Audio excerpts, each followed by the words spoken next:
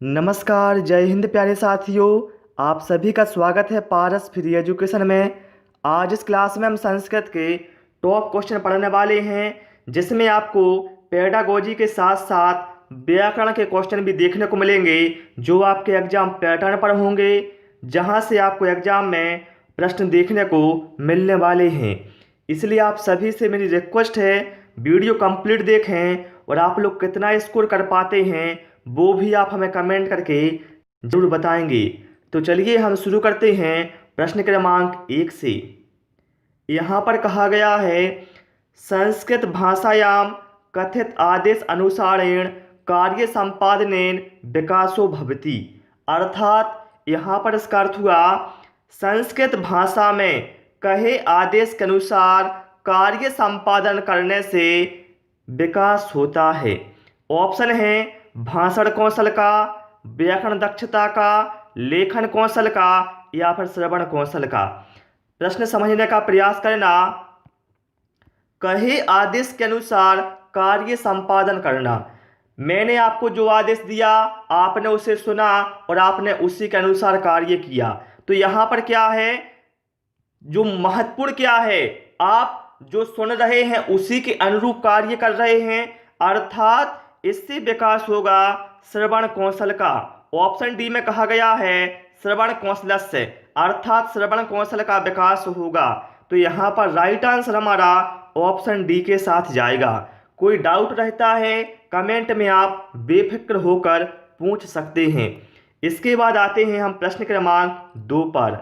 कहा है, सहयोग शब्दस्य पर्यायः अस्ति।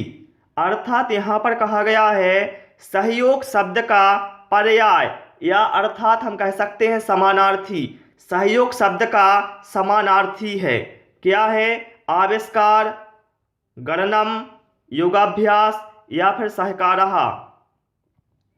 तो देखिए साथियों, सहयोग का पर्यायवाची या समानार्थी होता है सहकारः, अर्थात सहकार। ठीक है, सहकार सहयोग का पर्यायवाची है। ठीक है, यहाँ पर राइट आंसर हमारा ऑप्शन डी के साथ जाएगा। ओके, और आप सभी से मेरी रिक्वेस्ट है, वीडियो पसंद आए तो वीडियो को लाइक और शेयर करें। और यदि आपने अभी तक हमारे टेलीग्राम ग्रुप को ज्वाइन नहीं किया है तो आप टेलीग्राम ग्रुप को भी ज्वाइन कर सकते हैं। यहाँ पर कहा गया है प्रश्न क्रमांक 3 में, व्याकरणम कथम पाठ नियम। अर्थात यहाँ पर कहा गया है व्याकरण को कैसे पढ़ना चाहिए। ऑप्शन है नियमहि, मतलब नियम के द्वारा, संदर्भगत अभ्यासेन, अर्थात संदर्भगत अभ्यास के द्वारा, स्पष्ट व्याख्यानेन, अर्थात स्पष्ट व्याख्या के द्वारा, या फिर लिखित कार्यण, या फिर लिखित कार्य के द्वारा। तो देखिए भाई, व्याकरण को हमें पढ़ना चाहिए संदर्भगत अभ्यास के द्वारा। तो यहाँ पर राइट आंसर हमारा ऑप्शन बी के साथ जाएगा, संदर्भगत अभ्यासेन। ठीक है, चलिए प्रश्न क्रमांक 4 पर आते हैं। यहाँ पर कहा गया है, कुर्यात इति पदम कस्मिन् लकारे प्रायुक्तम। यहाँ पर कहा गया है, जो कुर्यात लिखा है, यहाँ पर क्या लिखा है? कुर्यात। इस पद में कौन सा लकार प्रयुक्त है? क्या है? कुर्यात।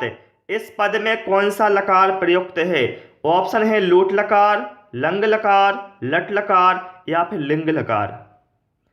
तो देखिए भाई, यहाँ पर जो कुर्यात है ये क्रिया धातु से बना है, जिसका अर्थ होता है करना। ठीक है, और इसमें कौन सा लकार है? तो भैया इसमें लिंग लकार है। यहाँ पर राइट आंसर हमारा ऑप्शन डी के साथ जाएगा। आपके एग्जाम में शब्द रूप, धातु रूप, संधि, समास, इस तरह के जो क्वेश्चन हैं वो जरूर आने वाले हैं। चलिए प्रश्न क्रमांक 5 पर आते हैं। और क्लास कैसी लग रही है आपको वो भी आप हमें कमेंट में जरूर बता दें। यहाँ पर कहा गया है, प्रारंभिक स्तरे अधिकाधिक भाषा अभ्यास कारणीयः एन बालाः लक्ष्य भाषा व्यवहारे निपुणाः भवेयुः। अर्थात यहाँ पर कहा गया है, प्रारंभिक स्तर में अधिक से अधिक भाषा अभ्यास करने से बालक लक्ष्य भाषा में निपुण होते हैं। तो बताना है लक्ष्य भाषा में निपुण वो कैसे होते हैं। प्रवाह रूपेण प्रवाह रूप से होते हैं, सृजनात्मक रूप से होते हैं, समुचित रूप से होते हैं। तो भैया देखिए, प्रारंभिक स्तर पर सीधा साधा आप समझ सकते हैं, यदि आप प्रारंभिक स्तर पर अधिक से अधिक भाषाभ्यास करेंगे बालक, तो इससे क्या है, जो बालक हैं वह लक्ष्य व्यवहार में समुचित रूपेण मतलब समुचित रूप से निपुण होंगे। ठीक है, तो यहाँ पर राइट आंसर हमारा ऑप्शन सी के साथ जाएगा। ओके, चलिए प्रश्न क्रमांक 6 पर आते हैं। और जिन साथियों ने अभी तक चैनल को सब्सक्राइब नहीं किया है तो भाई सब्सक्राइब भी आप अवश्य कर लेंगे। यहाँ पर कहा गया है, संसारे नश्वरः इत्यत्र संधि कहा।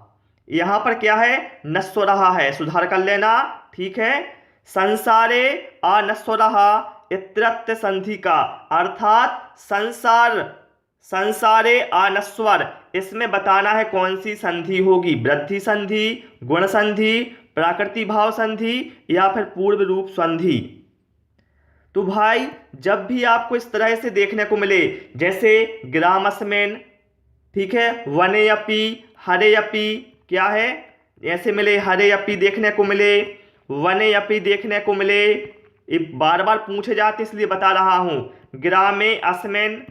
ठीक है, इस तरह से जब देखने को मिले तो वहां पर जो संधि होती है वो होती है पूर्व रूप संधि। ठीक है, यहाँ पर राइट आंसर हमारा ऑप्शन डी के साथ जाएगा। ओके, चलिए प्रश्न क्रमांक 7 पर आते हैं। कहा है, प्रारंभिक स्तरे कुत्र बलम भवेत्, अर्थात प्रारंभिक स्तर में कहाँ बल होता है, मतलब किस पर बल होता है या कहाँ पर बल होता है, वाचन और लेखन पर, लेखन और भाषण पर, श्रवण और भाषण पर या फिर वाचन और श्रवण पर। तो देखिए, प्रारंभिक स्तर में बल होता है कहाँ पर, तो यहाँ पर राइट आंसर हमारा जाएगा ऑप्शन ए के साथ, वाचन और लेखन पर बल होता है। वाचन मतलब होता है बोलना और लेखन मतलब क्या होता है, लिखना। ओके, चलिए प्रश्न क्रमांक 8 पर आते हैं। यहाँ पर कहा गया है, सर्व अस्मिन् आत्मा अस्ति, थोड़ा समझने का प्रयास करना। सर्व अस्मिन् आत्मा अस्ति, इस वाक्य में सर्व अस्मिन् कौन सा कारक है, क्योंकि यहां से आपके एग्जाम में प्रश्न जरूर आने वाले हैं। तो देखिए, सर्व अस्मिन् आत्मा अस्ति अर्थात इसका अर्थ हुआ सभी में आत्मा है। क्या है, इसका अर्थ हुआ सभी में क्या है, आत्मा है। तो बताना है जो सर्व अस्मिन् है जिसका अर्थ है सभी में, इसमें कौन सा कारक होगा, अधिकरण कारक, करण कारक, कर्म कारक या फिर अपादान कारक। आपको कोई समस्या नहीं होनी चाहिए क्योंकि यहाँ पर मैंने हिंदी बता दी है। सभी में, यहाँ पर क्या है, में आ गया है, तो भैया में किसके में होता है, अधिकरण कारक में होता है। यहाँ पर राइट आंसर हमारा ऑप्शन ए के साथ जाएगा। कौन से कारक की क्या विभक्ति होती है ये आपको याद होना चाहिए भाई, है ना। चलिए प्रश्न क्रमांक 9 पर आते हैं। कहा है, कस्मिन् कौशले वर्तनी अधिकम महत्तम दिएते, अर्थात यहाँ पर कहा गया है कौन से कौशल में वर्तनी को अधिक महत्व देते हैं। श्रवण कौशले, श्रवण कौशल में, कथन कौशले मतलब कथन कौशल में, पठन कौशले अर्थात पठन कौशल में या फिर लेखन कौशले अर्थात लेखन कौशल में। तो देखिए, वर्तनियों की जब बात की जाती है तो देखिए वर्तनी कहाँ पर देखी जाती है, यह अधिक महत्व होता है, तो भैया वर्तनी का महत्व होता है अधिक लेखन कौशल में। ठीक है, यदि आपकी वर्तनी सही नहीं है लेखन में तो कुछ काम की नहीं है, लेखन में वर्तनी का बहुत अधिक महत्व होता है। ओके, चलिए प्रश्न क्रमांक 10 पर आते हैं।